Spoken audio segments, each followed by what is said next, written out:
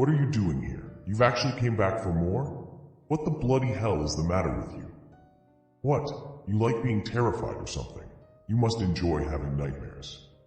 Fine, fine. Good luck getting to sleep after these ones. They're all about the Civil War. Enjoy. First up tonight, we have one from a young lady that has a school project, so she visits the Tennessee Civil War Fort. My experience wasn't as intense as some of the other ones on here, but it's been a fun story to tell whenever I've gotten the chance. In the summer of 2022, I decided to take summer classes at my university during this season so that I could complete some of my course credits early. I took U.S. History 1 as one of these classes. During this class, one of the projects that my professor assigned me was to go to any historical site in Tennessee, where my university is, and write a report about it and its historical significance. Coincidentally, I saw online that there was a previous fortress from the Civil War that was renovated into a local park around 15 minutes away from my university. This was perfect for me because it meant I could just go after my class ended and get this project started early. So I went. At this park, everything was normal. It had normal things like a playground and some walking trails. And around the trails were some informational signposts about the war and how the fortress was utilized during that time. In the back of my mind, I was consciously aware of the fact that there were likely spirits around from that time. I didn't close myself off to this and tried not to feel fearful of this feeling. In fact, I feel like I opened myself up to anything I could have experienced. Anyways, I walked around, took a few pictures, and didn't see or feel anything strange, so I gathered all the information I needed and went home after. I think it was either that night or the night after this day that I first experienced something strange. As I was trying to go to sleep, I felt like I heard a name pop into my head. It wasn't a normal name to me either, because it sounded very old-timey and bluntly white. I'm not white, so I don't have family members who would use this name. I actually didn't pay attention to this and just went to sleep without researching it because I don't even know. I just didn't care enough to look into it because I thought it was strange enough that I thought of this random name. Anyways, I woke up the next morning and remembered this weird-sounding name, so I Googled it out of curiosity. It turns out that this name that I heard, Clark Corbin, belonged to Henry Clark Corbin, who was a general at the Battle of Nashville, 1864, in Tennessee, for the Union side against the Confederacy. Thank God. I mentioned earlier that at the park there were informational signposts of the Civil War, but I never saw his name on any of them. There were other names on them, but not his when I rechecked if I just saw his name in passing, and that's how I thought of him. There was no info about him anywhere. Which is why I think this was a spirit who contacted me. Whether it was General Corbin himself or a private underneath him that was looking for him, I don't know. But regardless, it was a really cool and a bit spooky experience that added a lot of fun for me to my U.S. history class and the project. I even told my professor about what happened, and she seemed fascinated by it, wishing she could experience something like it herself. I don't blame her because I'm a history nerd too, but I'm lucky that this was a positive experience and nothing too frightening like some of my friends or family have experienced. I think Mr. Corbin just wanted to be remembered, and he definitely gave me something to remember for life. Well, at least this name was easy enough to look up and find a likely candidate for it to belong to. It's not like it was John Smith or something. Next, we have one from an OP that retells a story from her childhood, a story that she is unlikely to forget. It's called The Civil War Man. As teenagers, my cousins, siblings, and I would head out to the woods to a place we creatively named The Hills. We would ride our bikes down the trail and to this spot almost daily throughout the summer. For some reason, this particular time, we had walked instead. As we were walking, we were laughing and carrying on like most teens do. But that changed when we reached our destination and looked down the hill. I happened to see it first. As I looked down the hill, I got quiet because I saw a Civil War-era man leaning up against the tree. He had a felt hat on, a gun which was leaned up against the tree, and a ragged knapsack. I was in shock. He looked as real as you and me. I turned around to see if anyone else was seeing it. I asked my sister if she saw it, and she said that she did. My 2 cousins that were with us also saw the man. One of my cousins took off. She was out of there. She had to take a different path home because of where this man was standing. Those of us that were left standing there as she ran off turned back around to look at the man who was standing there. When we turned around, he was gone. It didn't take us long to get out of there after that. We were terrified. My cousins were staying with my grandma at that time. We all ran in telling our grandma our story, thinking she'd tell us we were crazy. Nope. She said, "Oh yeah, that man's been in my house before." I guess years earlier, she was lying in bed and heard someone walking through her house. Then she saw a man walk into her room. She said she quickly pulled her blankets up and over her head and prayed nothing would happen. Soon she heard him walk out of the house.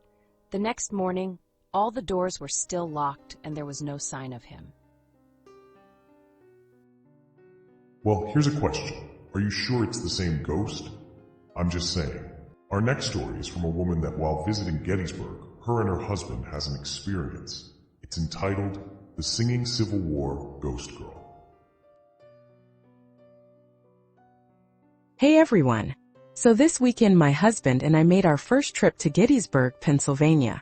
We stayed at an inn that was once inhabited by a girl named Tilly Pierce and her family, and during the Civil War, the house was a makeshift hospital. I've never had any experiences with the paranormal, so I wasn't expecting to hear, even though it said the house is haunted. The first night we stayed there, Sunday, we decided to take a walk around town around 9:30 to 10 p.m. While we were getting ready, the light on the nightstand was flickering like crazy, creepy, but could be explained, so we just unplugged it. We headed out for a walk, and no one was out. It had just rained, and the bars and restaurants were closed, so not much to do, but we were new in town and wanted to scope things out for the daylight. We got back in at almost midnight, climbed up the creaking stairs into our room. To briefly describe our room, it was a street view room that sat above the dining room area of the house. The other guests in the inn were fast asleep by the time we got back. We sat on the bed for about 10 to 15 minutes, and out of nowhere we heard a young girl start singing. I'd say mid-song, no music. The song sounded like some type of hymn or maybe a popular song among the young people of that time. After about 30 seconds of singing, a muffled woman's voice, almost scolding, said something like, "You're 15. And that's all we could make out. Again, no one was on the sidewalks, and we saw the other guests and no young girls were in attendance. The sounds came from directly below us in the dining room area, and we had just walked in about 20 minutes prior to a darkened house. We both looked at each other in shock, but still didn't register that it could be a spirit that we just overheard. Monday came and went, and Tuesday morning we gathered for breakfast at the dining room table of the inn with the other guests. The innkeeper was talking about the history of the house and had mentioned that he brought a psychic into the house, and she had felt the presence of a young girl, possibly Tilly. Another guest says, "Wasn't she 15? My husband and I practically broke our necks looking at each other when we recalled what we heard Sunday night. Now Tilly didn't pass away in the house or even Gettysburg, but could it be a residual haunting? We both heard it so clear and loud it was like we were hearing a snippet of a memory, but it wasn't bad or scary, it was actually very beautiful." Wow, that's a hell of a thing now, ain't it? Was she at least a good singer? Before we get into our next tale, I just want to take a moment to remind you to, assuming your hands are not trembling with terror at the moment, hit like and subscribe. It'll really raise our spirits, so to speak. And if you don't, I swear I'll come and haunt your house. I'll rattle chains at all hours of the night, yell boo while you're trying to sleep. I'll raid your fridge, and I'll, try on all your clothes and stuff. Just a lot of scary stuff. Next, we got one from a dude who starts off as a skeptic, but decides to do a bit of ghost hunting on his own. Yeah, I'm assuming that he has had better ideas. We call this one, "This is what made me a true believer." I had been to the Gettysburg battlefield many times and had always heard great ghost stories about the place, but I had never had a similar experience. and I was getting increasingly suspicious that these stories might be fictional. Nonetheless, finding myself in Gettysburg one evening, I decided to drive around the battlefield and see if my ghost hunting luck might improve. It was a good night for this activity, being clear and warm with a near full moon providing lots of light as I drove toward Culp's Hill, where the organized ghost tours never seemed to go. I drove slowly down the road with my arm out the window, noting the pale gray monuments that lined the roadway, when as I rounded a turn, my headlights illuminated a distinctly different monument. This one had a top half that was dark and a lower half of a lighter color, and reminded me of a Union soldier's navy blue coat and light blue trousers. Then, as I got closer, it actually turned to face my car. That's when I saw that it actually was a navy blue sack coat and light blue trousers, completely three-dimensional, but with no visible person inside the clothing. There seemed to be just a very pale illuminated oval above the coat collar where a face would be, but nothing else, not even shoes, so the bottom of the trousers didn't reach the ground. As I noted this, it began walking slowly toward the open driver's side window of my car. As it casually walked toward me, with empty sleeves swinging at its side and empty pant legs taking step after step without quite touching the ground, my stomach tied itself in knots and my mind raced through a million thoughts at once. And not just the obvious ones like, what does it want? What will it do? Why me? No, I also thought those clothes look absolutely real, and the weave of the wool is just like the ones in the museum, and if I could make my hand move, I could touch it, and it would feel as real as my t-shirt and jeans. Then, as it got within inches of the car, one thought broke my paralysis. It's going to climb right through the window, over the top of me and into the car. That was the motivation I needed to find the accelerator and go, and as I did, the apparition disappeared as if it had never been. I raced back to the comfort of streetlights and people in town as fast as I could, but I no sooner got there than I wished I had stayed more rational and maybe tried to communicate with the spirit. Still, this had been the perfect way to convince me of ghosts. It didn't look like any ghost I had ever imagined, plus the moonlight was so bright that I could clearly see the details. And with no wires or tree limbs overhead to suspend it, and the bottom of the legs not touching the ground, I couldn't think of any way it could have been faked. I called my wife at home the next morning and told her I officially believe in ghosts. Then I saw a ghost. Now I'm a believer. Not a trace of doubt in my mind. Our next tale comes from a Boy Scout who, along with his troop, had an experience in Devil's Den in Gettysburg. This event took place in July of 2013. I am a member of the Boy Scouts of America, a Star Scout at the time. For those interested, I have since got my Eagle Scout. At the time, I was 15 years old and did good in school. Due to my grades, my parents allowed me to go on our unit's upcoming scouting trip to hike the Blue Ridge Mountains in Virginia, and then tour Gettysburg, Pennsylvania on the way back home to New York. My dad, being an Eagle Scout and a troop leader, was tagging along. We, about 12 of us, were all very aware of the history of the Blue Ridge Mountains involving the American Civil War. My dad mostly wanted to tag along because he grew up in Roanoke and has always been sensitive to the paranormal, and was seeing if he could experience anything during the trip. Boy, did he! We had been in the mountains for 10 days, hiked over 45 miles, sleeping in hammocks in the woods. Occasionally in the night, we would hear leaves being stepped on, a twig or branch breaking, but that was to be expected, considering it was the outdoors. The part that inspires me to tell this story happened on our way home in Gettysburg.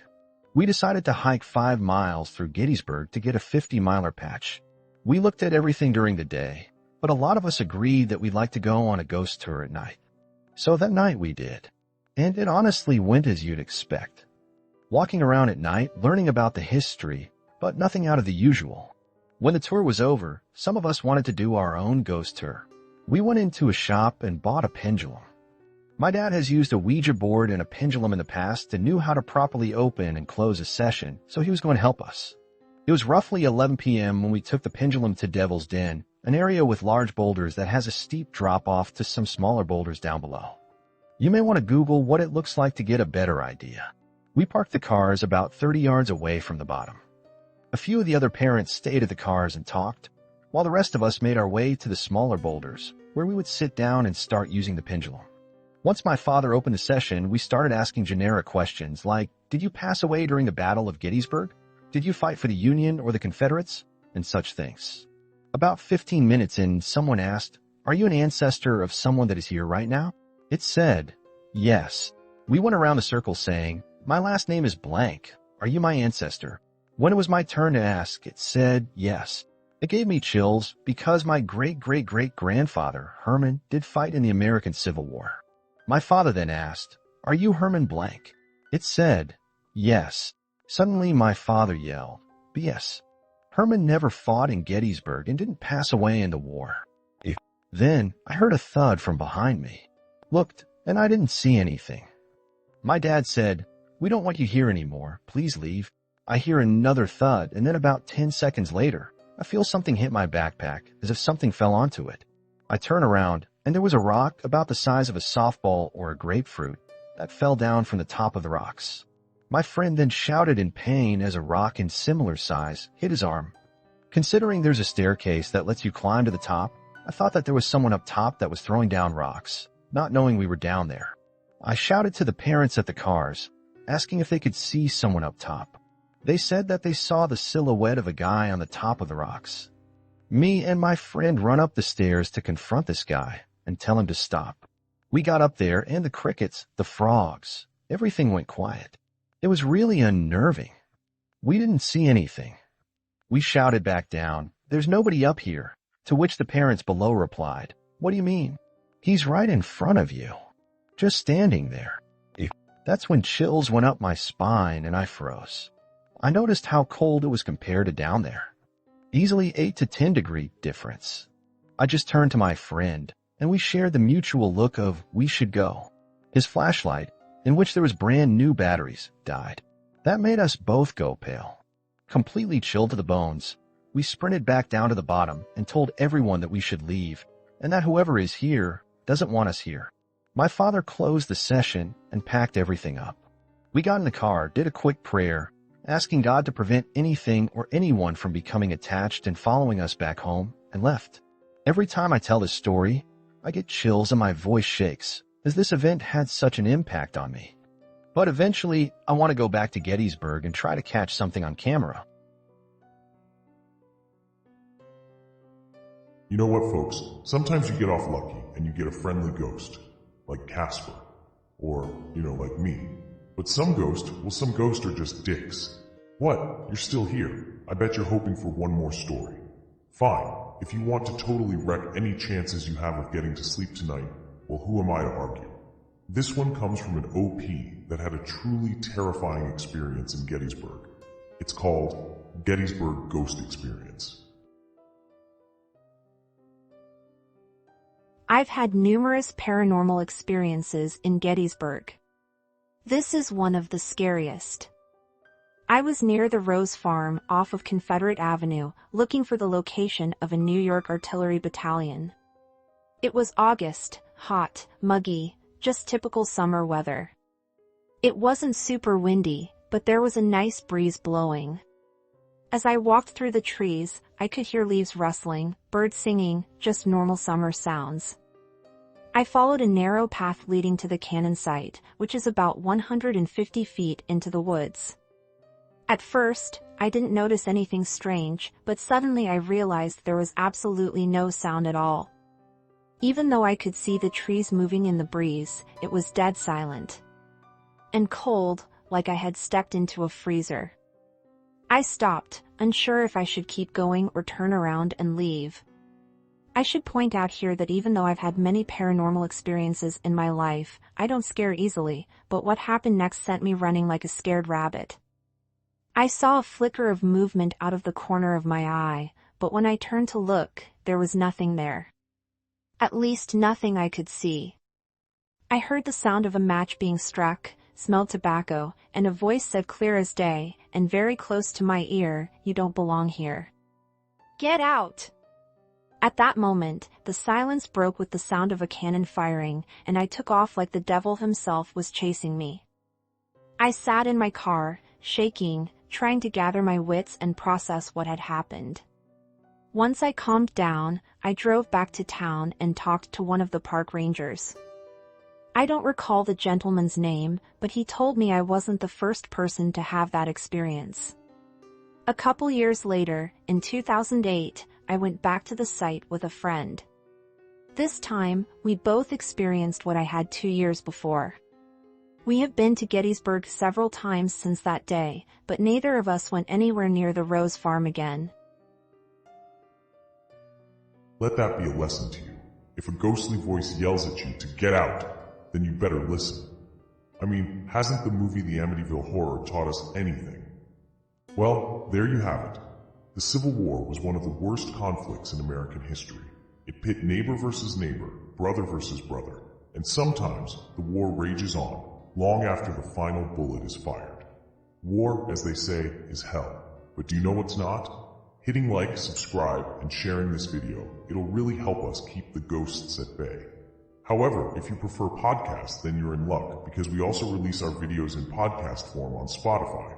And of course, if any of you have a story to share, or have any thoughts about our stories tonight, or if you have any suggestions on subjects for upcoming videos, then by all means, drop me a line in the comments. But I do want to thank you for stopping by, and I hope the stories we told won't be giving you too many bad dreams. But if they do, then maybe you shouldn't run from them. After all, sometimes it's better to embrace your nightmares.